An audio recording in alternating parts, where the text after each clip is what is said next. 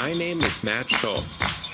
And this is How to Be, the podcast where we discuss ancient wisdom, modern hacks, paperback self-help books, and pithy platitudes, in the hopes of figuring out the best way to live this one precious and wild life. Does Halloween always leave you feeling haunted? Are you curious to peek behind the veil and see what's on the other side? If so, join us as we discuss ghosts.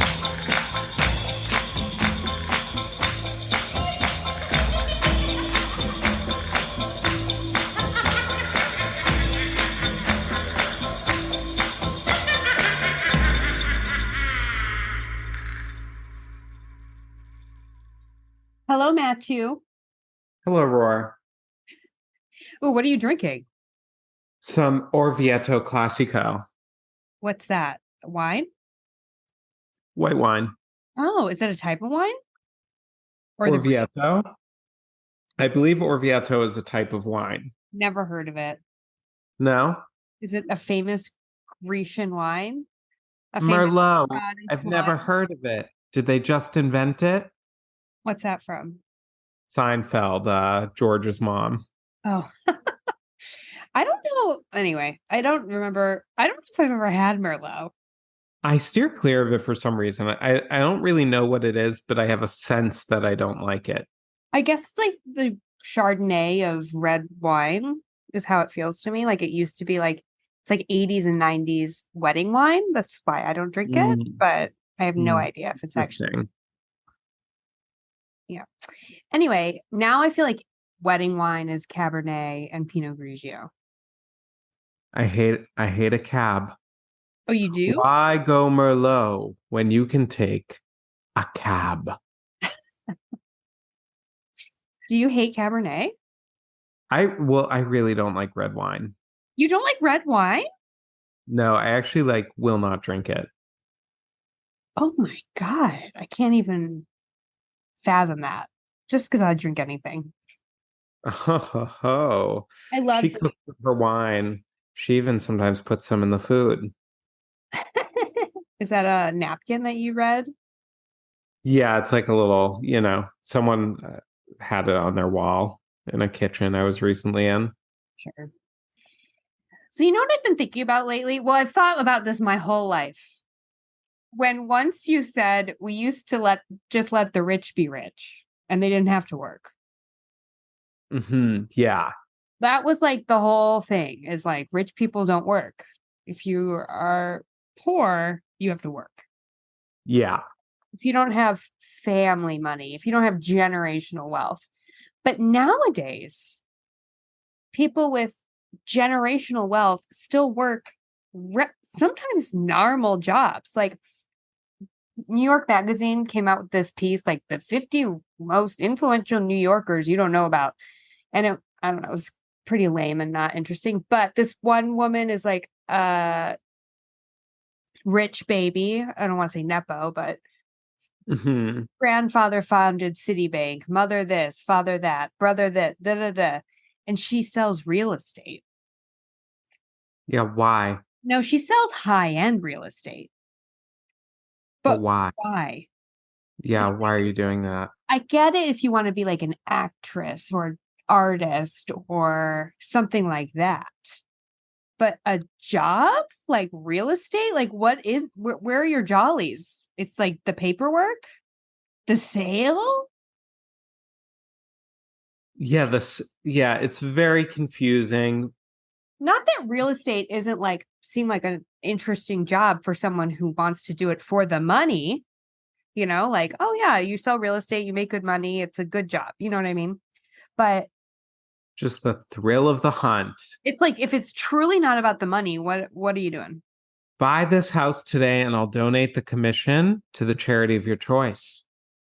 What's the point of that? Wouldn't that be an interesting approach?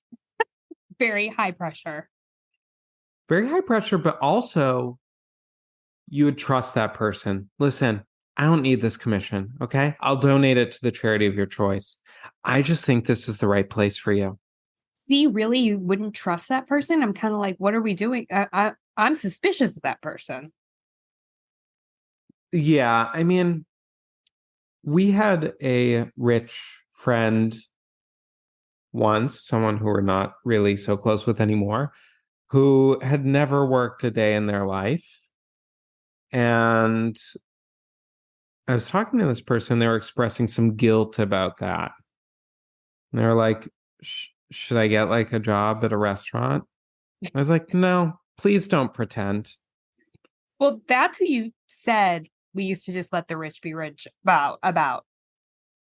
Yeah, just do your thing, work, write a one woman show, Yeah, you know. exactly.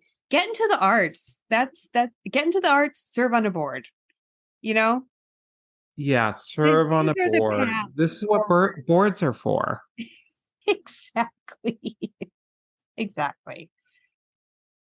Yeah, I agree. Learn how to play the piano, dab at your watercolors while listening to Mahler. Exactly. You get it.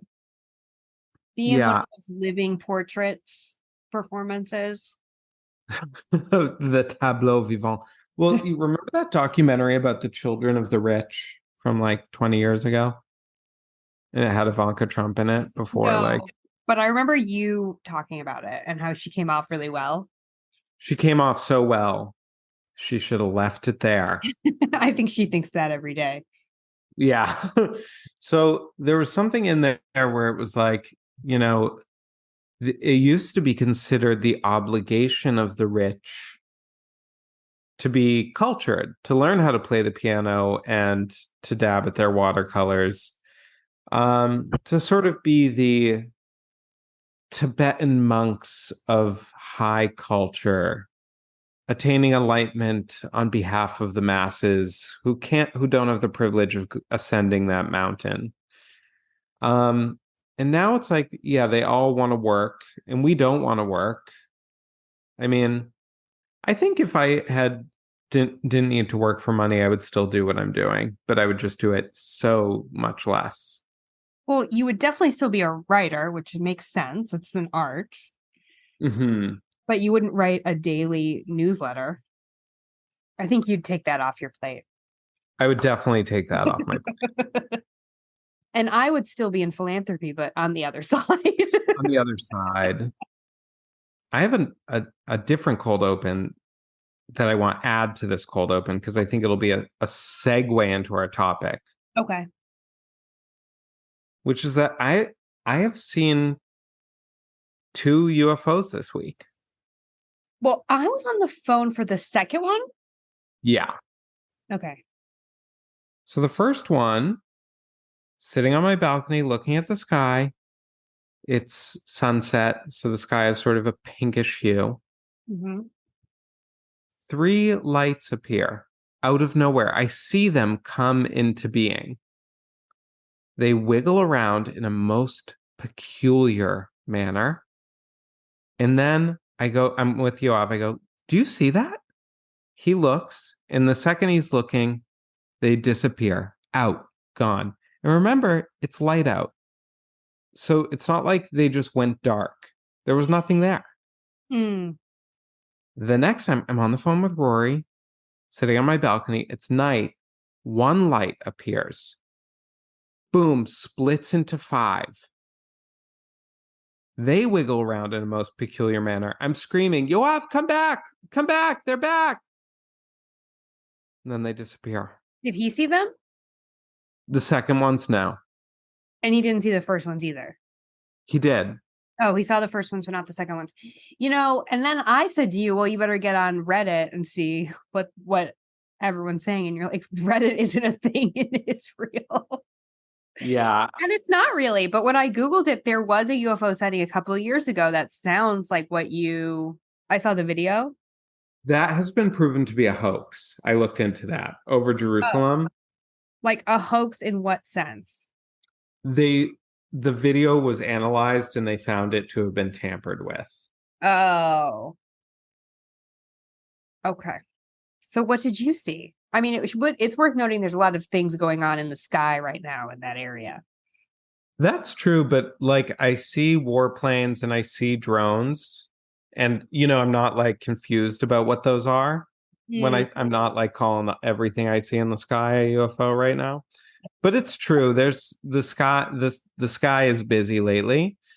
Rockets, planes, helicopters, drones. We're, in a war over here. But this was very uncanny. I do think it may have been spiritual entities. We're always so quick to label these things aliens. And I'm like, it could be an angel. It could be a spirit of some kind. It could be, Yeah. the goddess of time. I think unidentified flying object is a perfect name for it. Yeah. Yeah. A manifestation of some kind. So we're talking about ghosts today.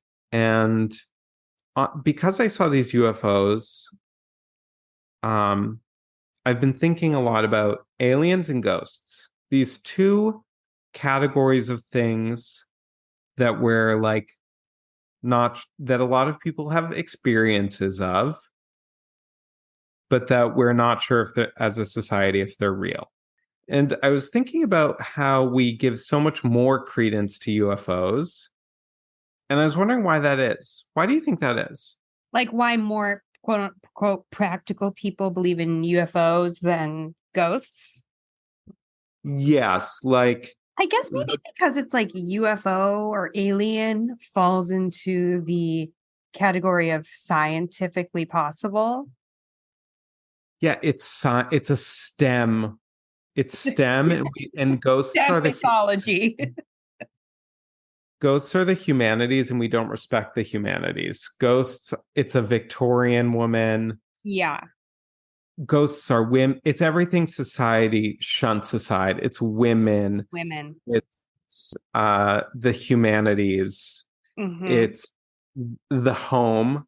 It's sensitive. It's sensitive. It's not military or, like there's something very military about aliens. We think that the Pentagon is in on it. Yeah. It's also like you'll be able to prove aliens once and for all at some point. But do you think so? I think I believe this, and a lot of people believe that the government has a lot of information about aliens that they're not sharing with us. Do you think they also have information about ghosts? No. I think it's just for the same reason that certain people will give aliens credence but not ghost credence. The government studies aliens but not ghosts. Really, you don't think every new president has to get briefed about the fact that the spirit of Lyndon Johnson is still walking around? No, but I mean, I have heard about the Lincoln bedroom, Hillary Clinton not wanting to sleep in the Lincoln bedroom in the White House. Really? Mm-hmm. Too spooky. Too spooky. I mean, that's what everyone says, though, that he's a big ghost. Yeah, yeah. Well, we have that great ghost photo of him with his hands on Mary Todd's shoulders. Yeah, for this podcast, I was researching like when did the idea of like ghosts come about, and I can't find my notes, but a long time ago, like forever ago, and I was thinking about why that is, and it's like kind of pretty much obvious because it's like someone, you love someone, they live with you, and then their body's there, but they're not there. So the idea of this plurality must just be so observationally obvious. You're right. The separation of body and spirit, which we're told is like, oh, Descartes caused us to think that body and spirit are two separate things, and it's so stupid, and it ruined our culture forever. Because now we're forever divided within ourselves. But it's quite a natural thing to think, because at a certain point we encounter the body, as you're saying, we encounter the body without the spirit. Yeah. So it's very natural to think, well, is the spirit without the body. Exactly. Exactly. And then the first poltergeist came around in Germany also hundreds and hundreds of years ago, and a poltergeist being defined as a ghost that causes disturbances. Mm-hmm. So, yeah, ghosts have always kind of been with us. I read a great book of Chinese ghost stories, ancient ghost stories. And they're very interesting. Different cultures have their different take on, what causes a ghost to come into being. Mm-hmm. And in a lot of those stories, what happened was someone leaves for war or something. Mm-hmm. They promise their wife they'll be back on this date exactly. Mm-hmm. They die. They can't make it back on that date. But their spirit comes back. The woman lies with the ghost and wakes up the next morning, and there's just like a gravestone. Oh, scary. It's kind of like the others. Yeah. Yeah. The Others was a very chilling movie. So chilling. And her ghost husband comes back from World War One. Not, Oh, yeah. Well, not oh, yeah. But they were both ghosts. everyone's a ghost in that movie. But they didn't hire. Do you know that they didn't actually hire ghosts to play them? Well, that's honestly a part of representation we don't talk about in Hollywood because ghosts don't really have as strong of a voice.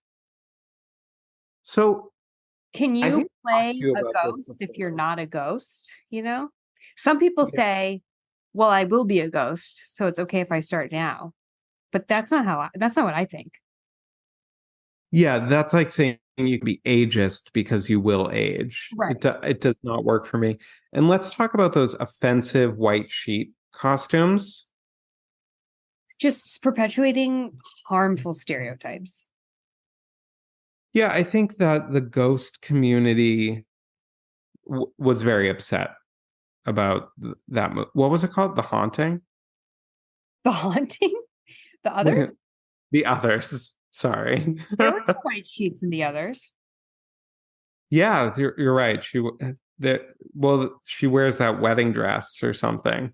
Oh, well, actually, the ghost community enjoys a wedding dress. Very So what a is ghost in a wedding dress? That's high art. Yeah. Yeah, they like it because there are certain times in your life when you're more likely to become a ghost. Mm-hmm. Absolutely. That's a really good point. Uh-huh. And you better hope you don't die within the vicinity of your elaborate wedding. Well, well, Madame Lowry says, who is a psychic we follow on Instagram, whose name is actually Mallory, but Matt always thought her name was Madame Lowry or got confused. Anyway, Madame Lowry says that most people become spirits and they just wear the outfit they were wearing when they died. And Yeah, which is this is a thought that really disturbed me as a child. And so I always wanted to make sure I was dressed properly. there was in okay, so we listened to a few episodes of Spooked recently. Spooked is an amazing podcast about true ghost encounters.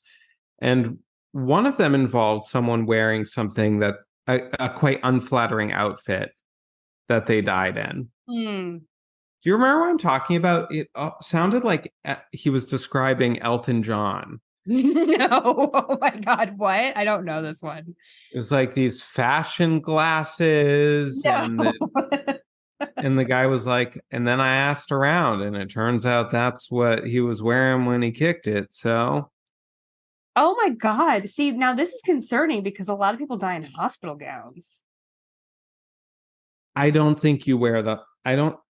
I think you go back to what you were wearing when you went into the hospital. What? Then why I not just wear whatever you want to wear? I don't know, but I just don't. I haven't heard a lot of ghost stories about ghosts asses hanging out of a paper gown. See, my mom's one time a psychic was connecting with her sister, and they were like, she's wearing a blue gown, like Hmm. hospital gown. Yeah. Okay. Definitely. I mean, I'm sure there's got to be a lot of haunted hospitals. Yeah, yeah. And do you know my mom works at a haunted hotel Oh, really? That's amazing. in Marietta, Ohio? Has she had an experience? No, but ghost hunters go there all the time. Oh, really? Yeah. Oh, but she hasn't had an experience. No, nor does she want to. If any ghosts are listening, leave her alone. Well, that's like that spooked episode where they go to that haunted bed and breakfast near the lighthouse. I don't remember that. Oh, it's a new episode. It's so good and spooky. And it's exactly the kind of ghosts you want to see there. Nautical. 19th century women Yeah. sitting in the drawing room. Oh, terrible. So what's your theology of ghosts? How does it fit into your worldview? Like ghosts, I just grew up in, I think growing up Catholic and growing up in the household I grew up in, ghosts were just always with us. They're a given, they are not a disputed fact by any means. Just my whole life, I was always scared of seeing ghosts. There have been times I felt very haunted. Like in college, I felt very haunted. I don't know if you remember. I think you do. This one time I was lived in this apartment kind of off campus. It was still campus housing, but it was a little off campus. And we were hanging out late one night.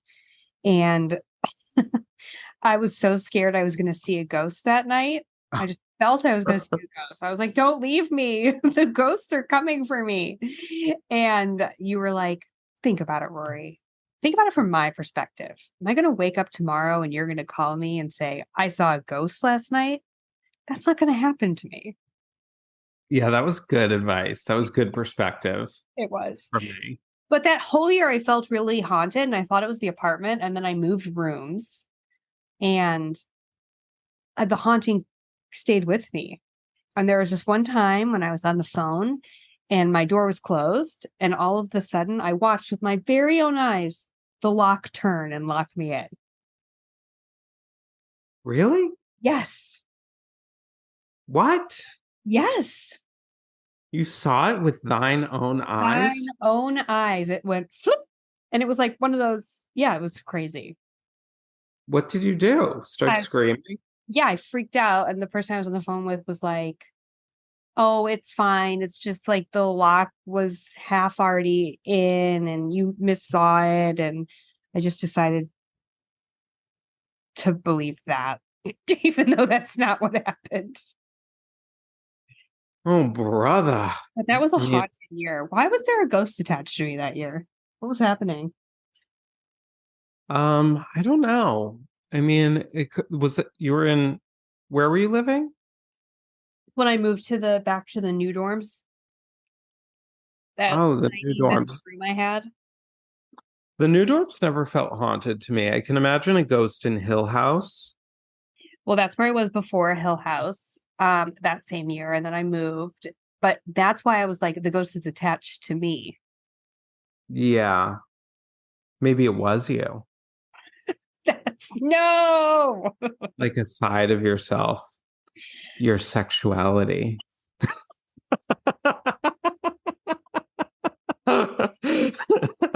It was a little black swan moment. Oh yeah, that's so true. And then all of a sudden, my skin starts melting. Yeah. Um, so yes, I believe in ghosts. I believe that they are the spirits or energies of departed people. Do you think they're conscious? Well, my biggest fear is that you die and you don't know what's going on. You know that. That's truly my biggest Yeah. fear is being dead and there being so much confusion and why no matter how depressed I ever got, could never fathom the idea of taking my own life because what if confusion's waiting for me on the other side? Yeah, well, I don't know if anyone listening has seen 2001: A Space Odyssey, but the final half hour of that movie is basically just creepy looking screensavers, like undulating colored lines with horrifying, stark Philip Glass music Ugh. playing. And that's what I fear happens after you die. Just an eternity of Philip Glass music and vague, but horrifying visuals. Shapes in a void. Shapes in a void, having no body, just Koyaanisqatsi music and permutating shapes. Please no. Why is that so scary? It is, though. It's terrifying. It's horrifying. Because narrative is comfort. So even like even being in hell, you're like, okay, there's a narrative structure to this. I was wicked. Now I'm being punished. There's this devil who's punishing me. He's a clear character. There's fire. It's a world of concepts, and concepts are comforting, even if it's eternal toil, which is awful. Shapes in a void and having no body and just hearing Philip Glass music. Well, I had that dream once where I was with a bunch of shapes in a void on a giant triangle in a black sky. Wasn't that someone else we went to school with? No. This happened years later, and you told me about this after the fact. Okay. The real dream I had. So it was like a giant triangle in a black sky. I won't get too into it, but there are these unbodied beings speaking to me and telling me how they like get through this triangle shape. And then at one point I had to step out to the void, and I was really scared, and they were like, no, you have to. And then I stepped out from the triangle into the void, and I lost my body, and I was disembodied. Oh my God. And it was the scariest dream I ever had. I woke up the next day and I just like cried all day because I was so scared by this dream. When was that? This was the year 2014. Oh, brother B. Well, yeah, there are lots of terrible things that could happen after we die. Someone told me a ghost story once about like a little girl walking around a dining room table on an endless loop. No. Oh yeah, that's Samantha, the person who like owned the house. Lots of people see her. Oh no, poor Samantha. Now, if Samantha is just a video, okay, just an image, Hologram. a sort of spiritual hologram, that's okay. But if there's a person in there, a consciousness trapped in one moment, that's not okay. And that's the thing. That's why this question of if ghosts are real could have some, importance to it, because then we need spiritual dispatch teams running out to these locations, helping these souls cross over. Well, Madame Lowry talks about this. She does not like to see souls that are stuck in that limbo space because she says they're so draining and they just want to feed on your energy.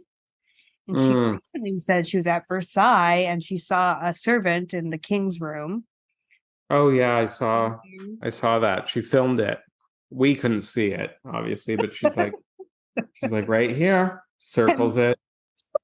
And the servant was following her around, and she just turned around and said, "You're not supposed to be here." And he seemed confused.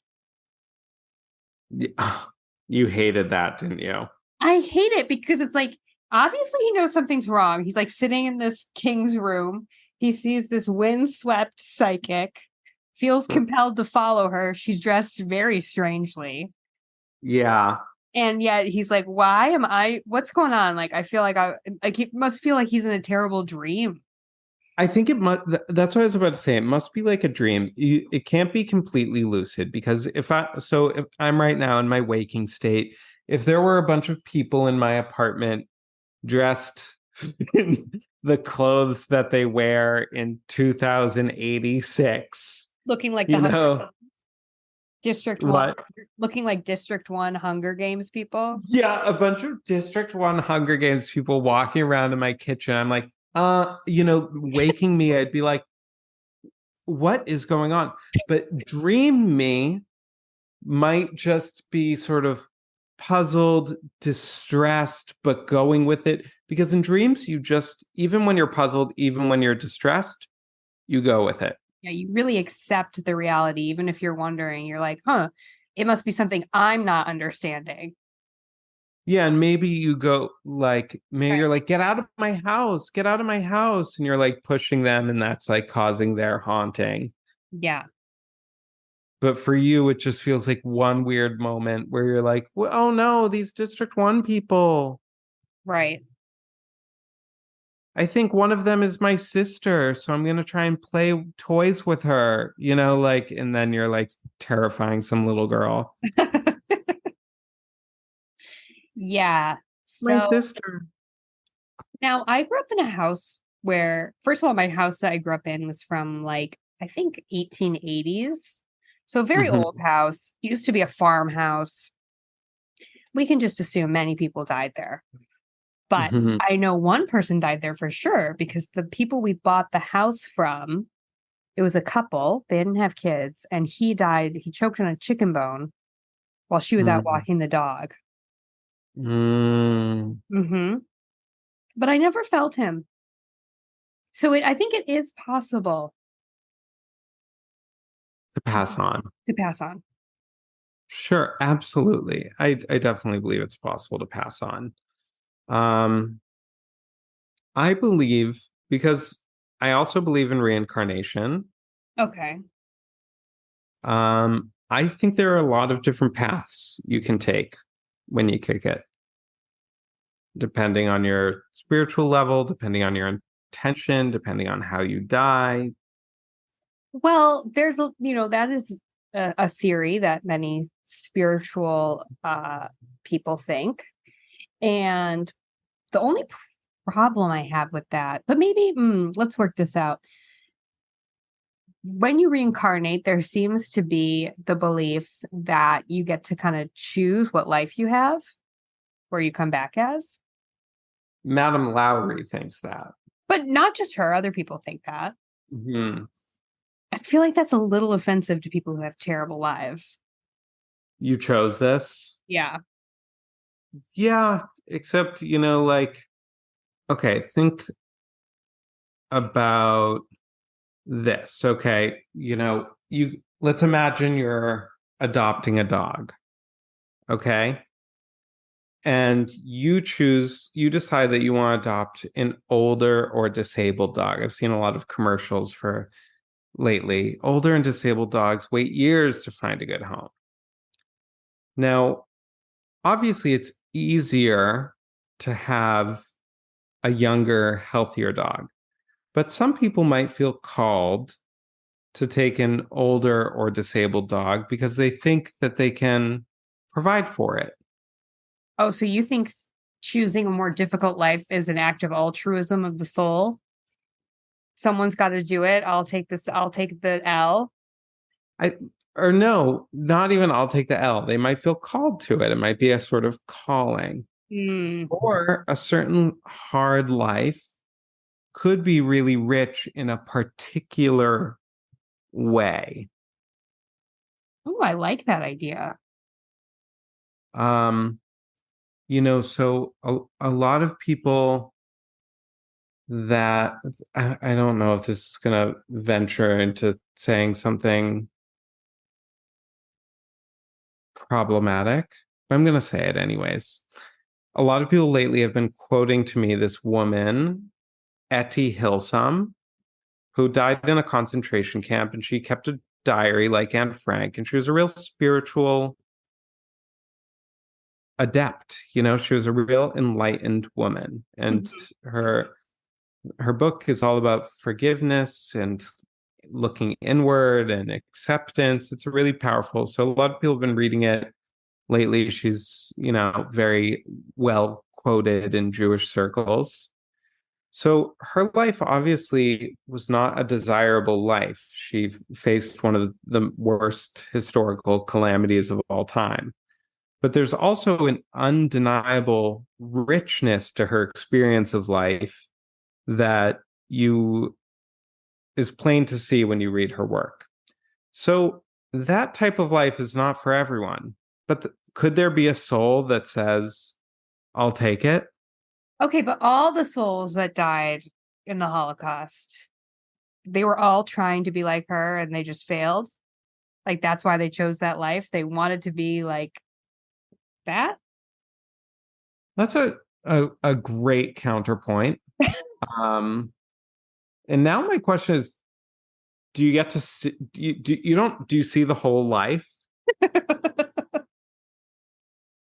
I don't know. Maybe it's Or just do a you just holding. see the parents like and do you get like a little case file with a few scant details? Well, I think if you do get a case file with just a few scant details, all those people must have been real extra pissed on like a spiritual level. Their souls. Yeah, I don't know. I also have trouble. I was playing a little devil's advocate there because I also have trouble with the we choose the life thing. You know, Well, also, it's like, what is a choice? what is a choice? And also, like, I don't know, are souls distinctive from one another? Like, I kind of thought souls were all the same. I think it's like both, like a complex quilt made up of patches that are sewed together. Yeah, like I feel like the idea, like you become a ghost if you are retaining all of that particularity. Like Well, you mean hopefully you like die and you're like, okay, I'm a spirit again. I'm not this Victorian woman. right. And a ghost is someone who can't quite let go of their story, The ego. the ego, the story, the narrative, the resentments, you know. Yeah, and I think everyone probably has a little transitionary period, which is what scares me. I'm like, God damn it, how long is it gonna take me to be like, no, you're not redheaded. No. Yeah, do you think Not we're about the gonna still circle. be wanting to lose 5 pounds 600 years from now Like, as we walk no. around oh, I must be burning a lot of calories walking around this dining room table for the past 600 years. Still trying to get off our phones, still trying to finish War and Peace. Yeah, all the samsara of, yeah, it's like please let there be an end to the loops. And life is full of so many loops, and that's what's literally disturbing about the girl walking around the table. She's in a literal loop. And there's something very familiar about that image because we also get into loops in this life, on this side of the veil. Yeah. How many people do you think are aware of their loops and want to end their loops? What percentage of the American population, let's just say? Well, I think I've talked to you about this before. I think that being aware of your loop and wanting to end your loop is often a part of a loop. Oh, 100%. That's you. Like, yeah, yeah, I definitely have loops where I'm like, and that's it for that. Yeah, I just went through something like that. I'm done with this. And then yeah, I was like, I'm going to like end this loop, and I was like, I'm going to download this self-help book that will help me end this loop. And then what do I see? It's already there on my phone from the last time I tried to end this loop. The The same same book. book. No. See, that's an amazing story. You know who would love that? Eckhart Tolle. He'd laugh at that. That's why You his would laugh, that wry laugh. that's why his favorite movie is Groundhog Day. Really? Yeah. Ours too. a great movie. A lot of depth. Absolutely. Oh, my loops are so embarrassing too. And I bring them to Lovely lady loops. my lovely lady loops, and I bring them to your feet like a woman worshiping the Madonna. Some roses at your feet. Listen to my loops, I say. Yeah, and then you go, well, if ending my loop is part of my loop, how do I end it? Do I end it by not ending it? Isn't acceptance or something? Oh, the loop. Here it is, enjoying it again. Yeah. You can't fight the loop, but can Oh, you? You can disengage with the loop, though. you can disengage, but you have to be careful not to do it in a loop-like way. It's very subtle. It's very subtle. You have to disengage with it by letting it just brush past you rather than engaging with it. This is okay. This is what people don't realize about their patterns. And by people, I mean myself. And this is wisdom from that self-help book that I've downloaded twice.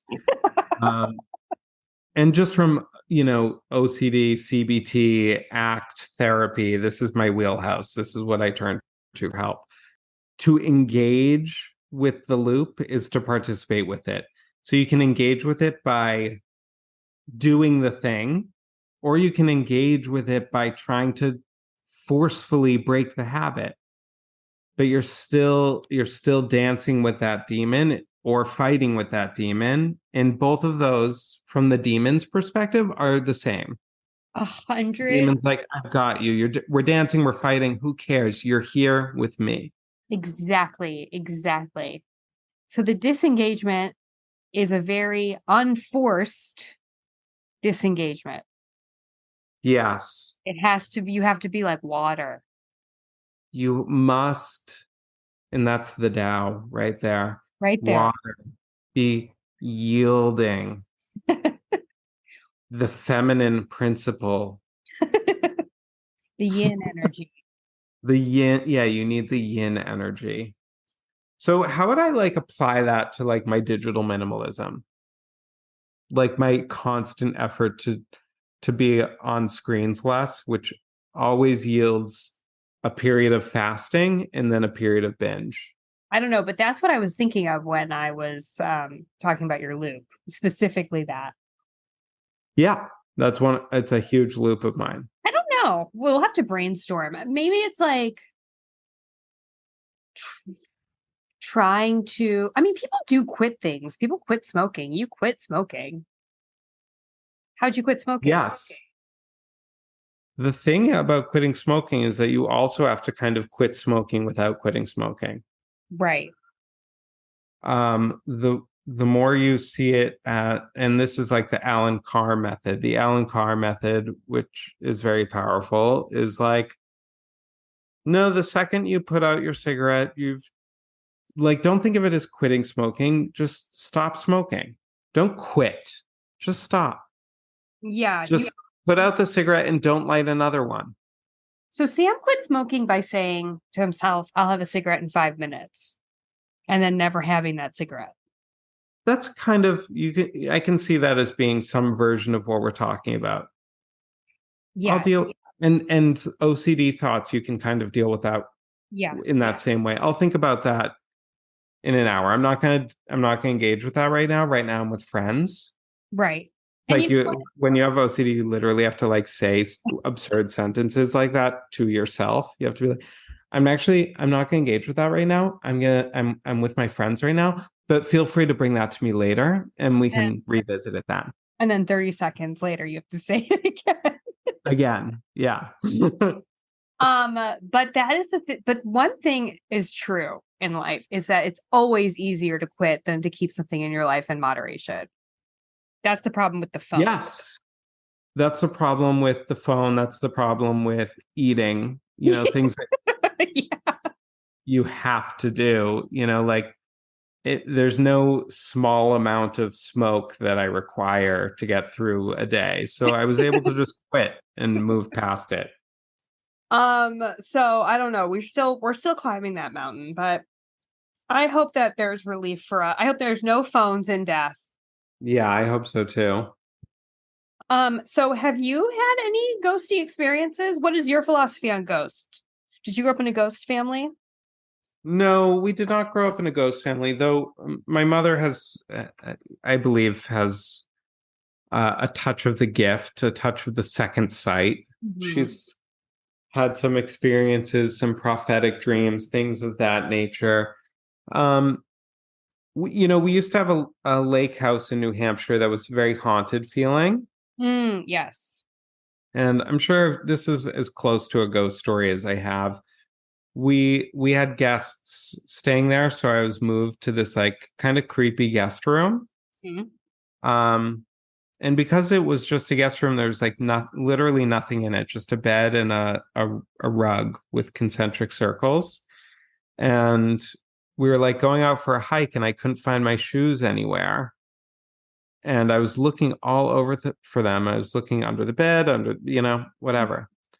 And they were just gone. So eventually we were like my family was like, just come without your shoes. You'll be fine.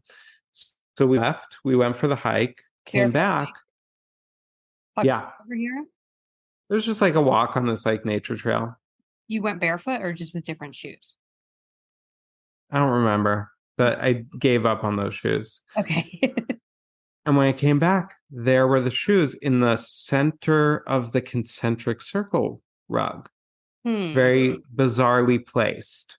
Yeah, that's really weird. And there were some other incidents. Was there not a story about that ghost that had to do with an earring? That we rented out the house to a woman. She went out to dinner with friends, lost an earring at dinner. Then, according to the tale, as it's always told, everyone's looking on their hands and knees at the restaurant for this earring. They can't find it. Get home, there it is in the jewelry box, in the earring box. She goes, "Oh, silly me. I must have only put in one earring this night." Mm-hmm. Then the photos from the evening get developed. 2 earrings. Dun dun dun. This ghost is actually quite helpful. It's a very helpful ghost. It raises a lot of questions, though. The ghost carried the earring home from the restaurant. Logistics, baby. The ghost went to the restaurant. The ghost was like, I'm in the mood for some chicken piccata. The ghost was on the ground looking for the earring with everyone. Ghost found it. Got in the car with them, drove back, ran into the house before anyone could get there. Yeah, like obviously no ghost stories make sense, but this one seems to make a little less sense. It makes because we don't think of the ghost leaving the house like that. Finding my shoes and putting them in the rug, maybe hiding them from me to begin with. Yeah, like a childlike ghost. Yeah. Fun ghost. Yeah, that is the thing. But the thing about this ghost story is that it mixes a little bit of evidence in it with the earrings. Yeah. Being in Should I get in touch with her? Do you think I could find her? The ghost or the woman with the earring? The woman. Well, when you go find her, they're going to be like, she's been dead for 40 years. 40 years. And that might no, I guess that doesn't make sense. I'm not older than 40. One of the most real ghost experiences I've ever had was that I swear I felt my dead cat Sophia rub up against my leg. Wait, what about that ghost woman you saw? Oh, yes, I did see a ghost once also. I can tell that story. So Tell both of those stories for us, please. Well, but first, the Sophia one, my dead cat, was just that I was at the kitchen chopping, and I swear I felt her rub up against me a couple weeks or maybe a couple months after she died. But the time I saw a ghost was when I was staying at my mom's place. I think it was in college over like a summer break. And I woke up at like 6 a.m. and I went to use the bathroom, and I came back to bed to like just go back to sleep. And I laid down, and all of a sudden the door started opening. And so I thought it was my mom. And I just started, I saw it out of the corner of my eye, the door opening. Mm-hmm. I started talking to her and then she didn't respond. So I like turned and it was a woman, not my mom. And so I was like, oh, there's like a person in our house. Like, why is there a person here? Mm-hmm. So like I'm running through like all the ways It's I was kind like, of giving you're the ghost.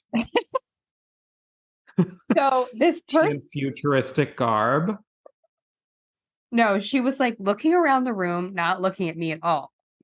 So I was like, oh, I'm from the Midwest. So I was like, oh, excuse me. Pardon me. Should you be here? And this person is like not acknowledging me in any way. And I was like running through, I was like, okay, it's either like a robber, a thief, or it's like my mom's friend. And she didn't tell me that she had a friend staying over, but my mom doesn't have friends I don't know. And she's never had a sleepover. So Yeah. it's just like, because, so then I was like, It do you was know my evening. It mom? was night. No, it was like 6 a.m. Okay. I was like, do you know my mom? And then she was just like not acknowledging me, looking around the room. And then finally I was like, oh, are you a ghost? And then she just disappeared. And then I was like, what the fuck? And like got up and I went into my mom's room and I was like, Mom, I think I just saw a ghost. And she was like, yes, you did, honey. Yes, you did. Just come back and sleep in my bed. Wait, that's crazy. Much crazier than your cat brushing up against your leg. Well, yeah, but that felt very real too. It does, sure, but it doesn't translate as well. Um, that's insane. And there's something else about a woman with cancer at your school. Oh, that was the school counselor at Mm-hmm. the school I worked at after college. She used to be a hospice nurse, or not hospice nurse, like a counselor in a hospital, And Mm-hmm. she told this very spooky ghost story about how there was a patient of hers named Clara who would always wear these like very pretty scarves on her head. She had cancer, and she eventually passed away during surgery. And Julie, the woman's name, the counselor, was like, I was really upset by this. So it was really hard for me to go to that floor anymore. But there was a patient there, and they were like, she really needs someone to talk to before the surgery that she's about to have. And she was staying in the same room as this woman who died, Clara, and had the same cancer. And Julie said that this woman was really anxious, very worried about the surgery. So she had to go do something else, but she was like, well, I'll come back in an hour and we can talk more about this. So when she came back, the woman who was going into surgery was like very calm.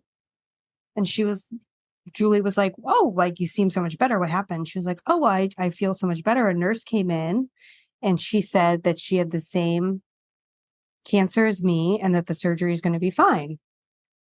And Julie was like, well, who was this nurse? And she was like, oh, her name was Clara. And she was wearing like a scarf. Oh, Lordy. Also, like, wouldn't be so comforting for that patient. Oh, I had the same thing and it was fine. Except that I died. Dun Not that dun. I died. Yeah. Oh, yeah, I had that too. Don't worry. Yeah, you'll just die and then we can both do rounds in this hospital for eternity. Yeah, I love a good ghost story. Why do we love ghosts? I love to feel the wonder. Mm-hmm. I like believing that the universe is more than just what we think it is. Mm-hmm. I like to be spooked. Oh yeah. Why do we like to be spooked? Well, in my ACT therapy book, Hmm. the guy said, we love to classify emotions into good emotions, bad emotions. Mm. Happy, good. Sad, bad. Scared, bad. Excited, good. And he's like, no, there's not one emotion that people don't pay to produce. Mm. Sorrow, we love going to see sad movies, tear jerkers. Mm-hmm. Fear, we love to be afraid. There's now obviously those there can be really bad experiences of those feelings too when we're not actually safe. But there's something about intense feeling of any kind when you're safe, when you know you're safe, that's really pleasurable or really satisfying or really makes you feel alive. Yeah, it's always those when I'm in a fragile emotional state, I can't participate in those manufactured negative emotion experiences like watching scary movies or mysteries or anything like that because I don't feel safe. Yeah, so you can't play with it. You can't play with it in those moments. Like pain also, if like people who do BDSM, it's like you have to know you're safe Yeah. before you play those games. I remember I read this fascinating article in the New York Times about 700 years ago about how humans are the only animals that enjoy spicy food Mm. because every other animal reads it as poison. And we get to play this sick game of being poisoned while knowing that we're safe, getting the rush of this dangerous food, but knowing that we're going to be okay.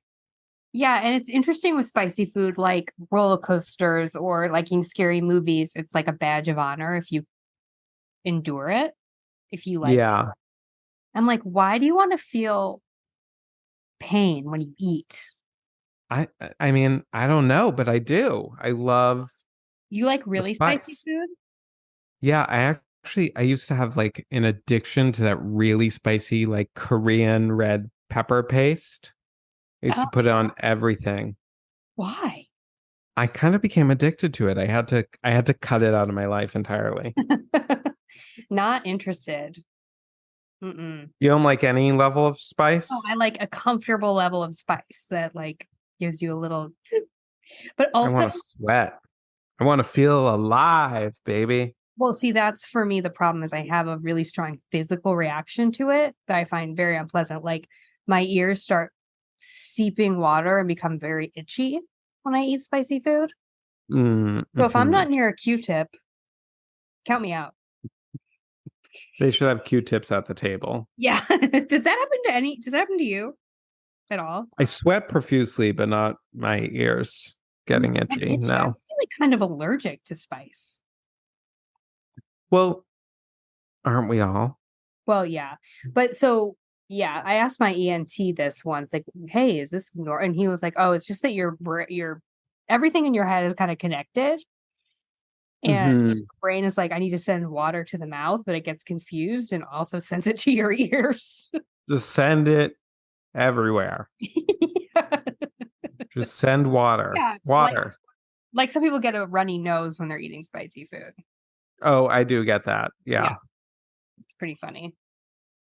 And yeah, I guess it's all connected. You also get a runny nose when you cry. Oh, yeah. But how good does it feel to cry? It feels great. And there are people who can't cry. Like, aren't you someone who has a hard time crying or no? I was just talking to Yoav about this where I feel I'm like always wishing I could cry, but the second I start to cry, I feel ashamed and suppress it But you're able to suppress it. with difficulty.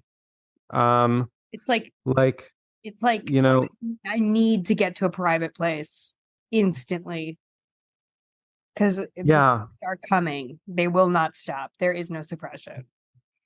when you maybe you don't know this because it might be easier for you to cry, but sometimes when I feel like I need to cry, I have to like work myself up. So I'll be like, I'll feel like the single tear in the eye, I'm getting misty, and then I'll go to Oh, like to get it start. to come? Yeah, I'll be like, I'll basically keen myself. And like sometimes like, okay, all right, I'm what always makes me cry at the end of the day. You're going along, things are hard, it's all building up, Mhm. and then you tell someone, I'm having a hard time.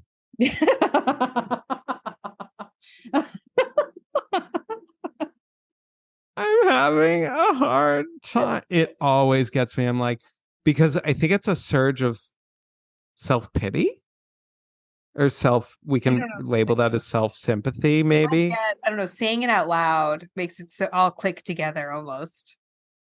Yeah. Yeah. I mean, girl, I've had some moments with this in the past few weeks, let me tell you. Yeah. You don't say. I cry if when someone is like, are you doing okay? And Mm. then I'm like, yeah. And they're like, are you sure? And I'm like, I want to cry right now. I literally want to cry because I'm like, no, I'm not sure.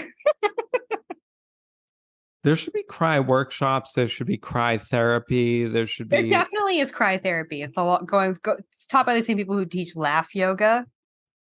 yeah, like people, especially like men, need to learn how to cry. I have a pet theory Oh based yeah. on nothing Oh, I love. that this is why men live less long than women Oh, I because we like can't that cry. theory.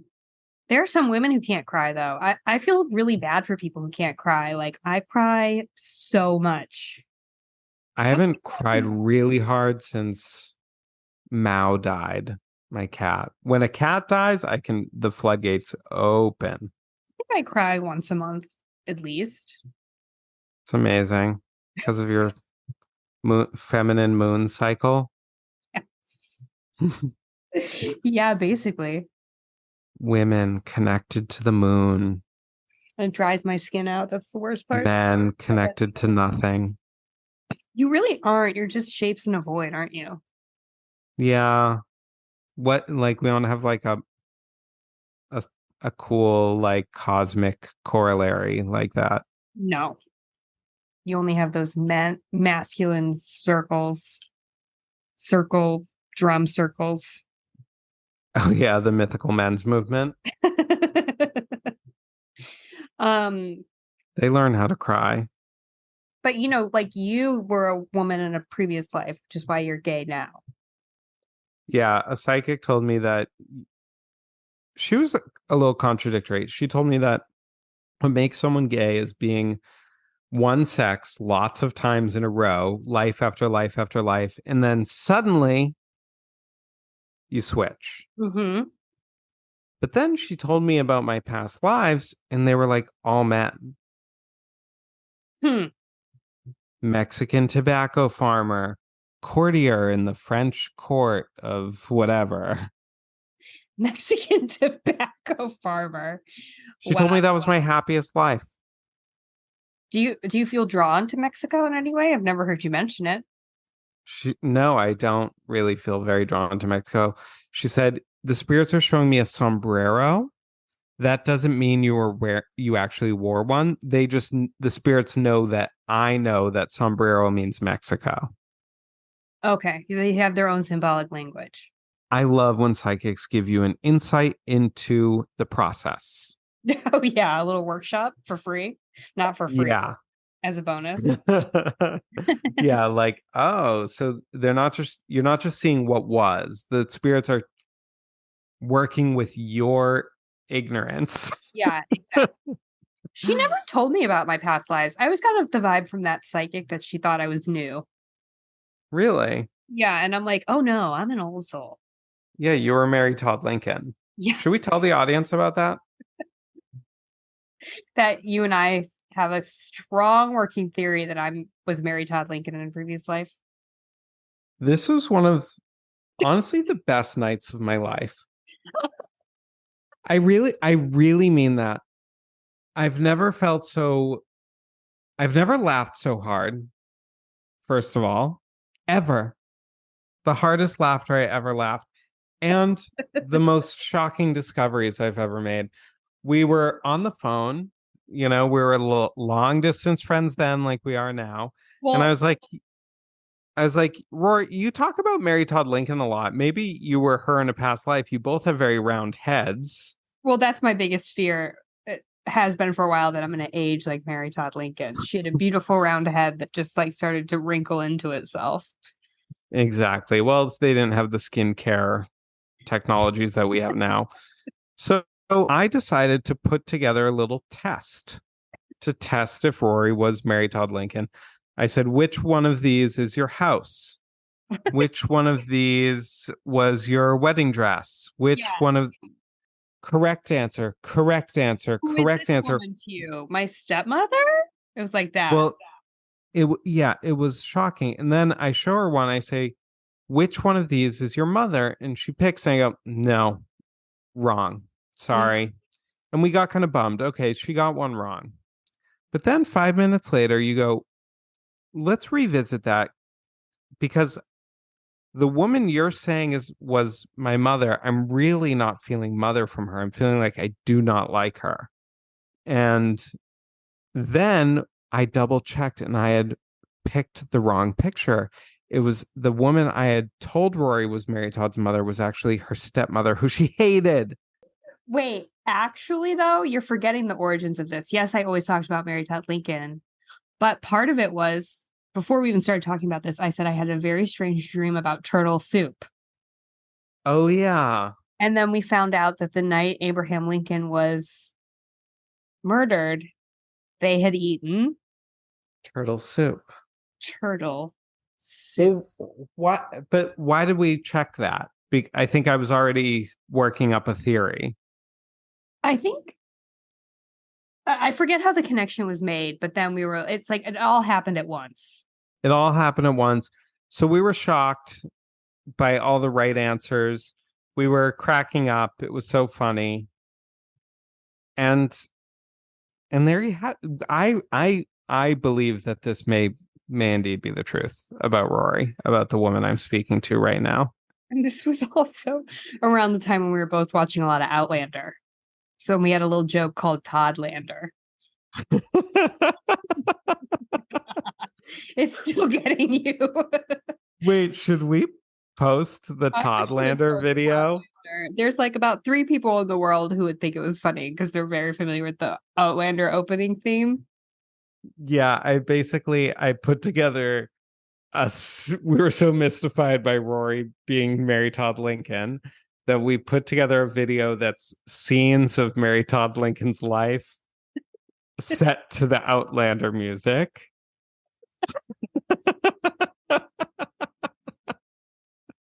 And we're going to post it and you're going to love it. You all, if you don't watch Outlander, get thee to a Netflix. Get thee to a Netflix immediamente. Yeah, so I maybe was Mary Todd Lincoln in a previous life. I think Definitely. I have first wife energy. First wife, like the first. Is that what they're called? First lady. First lady energy. There we go. First wives club energy. Yeah, I also have that, but anyway. Anywho. Well, in conclusion, I'm ready to see one. no, because you always told me you didn't want to. I'm ready. You better be careful what you wish. After this UFO, I'm hungry for more. I wonder if you'll be like me and think it's a person for 20 seconds before you realize it's a ghost. Yeah, probably. Maybe there's people in my life who are ghosts and I don't even know. Like that kid in The Sixth Sense.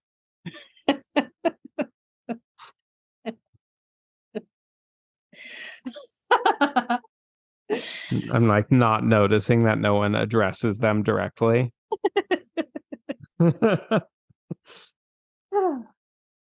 about you? Oh, You yeah. want more? Do I want more ghosts? No, I don't need more. No. Well, there you have it. If any ghosts are listening, pay me a gentle visit. Yeah. Do not be aggressive. If you are going to be aggressive, do not come and leave Rory alone. Well, happy Halloween, everyone. Happy Halloween. I'll talk to you later, Matt. Talk to you later.